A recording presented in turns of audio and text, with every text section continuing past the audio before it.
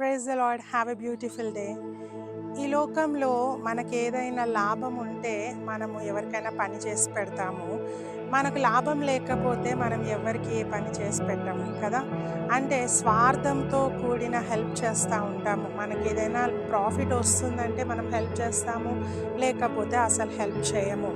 ప్రభువైన యేసుక్రీస్తు ఈ లోకానికి వచ్చి ఆయన తన ధవల సింహాసనాన్ని విడిచిపెట్టి ఈ యొక్క భూమి మీదికి వచ్చి ఆయన జన్మించి ఆయన ఇక్కడ మనందరి కోసం మరణించి తిరిగి పునరుద్ధానుడై ఆయన తిరిగి పరలోకానికి వెళ్ళినట్టు మనం చూస్తూ ఉన్నాము. అయితే ఆయన ఏ లాభం కోసము భూమి మీదకి వచ్చాడు ఆలోచన చేయాలి. ఏమైనా ఆయనకు లాభం ఉందా? ఈ భూమి మీద పుట్టడం వల్ల యేసు ప్రభువుకి ఏమైనా లాభం ఉందా? ఈ భూమి మీద చనిపోవడం వల్ల యేసు ప్రభువుకి ఏమైనా లాభం ఉందా?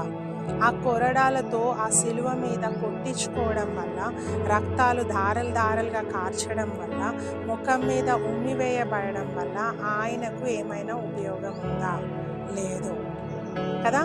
ఆయన నిజంగా ఈ భూమి మీదకి ఒక స్వార్థంతో వచ్చినుంటే, ఆయనకేదో బెనిఫిట్ జరగాల, ఆయనకేదో లాభం కలగాల అని యేసు ప్రభు ఈ లోకానికి వచ్చినుంటే ఆయన జంతు బలి ఇవ్వండి అని చెప్పేవాడేమో, తనకు తాను బలి అయిపోయేవాడు కాదు కదా.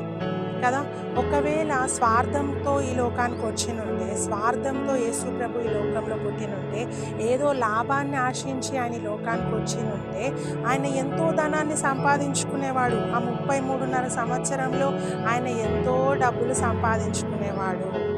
కానీ ఒక దరిద్రునిగా ఆయన శిలువ మీద వేలాడబడేవాడు కానే కాదు. అంటే ఆయన లాభం కోసము ఆయన ఈ లోకానికి రాలేదు. ఆయన వచ్చింది ఎవరి లాభం కోసం అంటే మన లాభం కోసము. మనము నిత్య జీవం పొందుకోవాలని ఆయన లోకానికి వచ్చాడు. మనము రక్షణ భాగ్యాన్ని పొందుకోవాలని ఆయన లోకానికి వచ్చాడు. మనము పాపము నుండి విడుదల పొందుకోవాలని ఆయన లోకానికి వచ్చాడు. పరలోక రాజ్యానికి వారసులుగా నిన్ను నన్ను చేయాలని లోకానికి వచ్చాడు. ఆ నిత్య జీవంలో నువ్వు నేను అడుగు పెట్టాలని ఆయన ఈ లోకానికి వచ్చాడు. నిస్వార్థమైన ప్రేమ.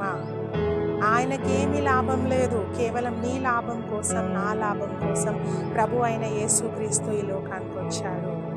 వాక్యం చెప్తా ఉంది, యోహాను సువార్త 3:16, దేవుడు లోకంను ఎంతో ప్రేమించెను, కాగా ఆయన తన అద్వితీయ కుమారునిగా పుట్టిన వాని యందు విశ్వాసముంచు ప్రతివాడు నశింపక నిత్య జీవము పొందునట్లు ఆయనను అనుగ్రహించెను.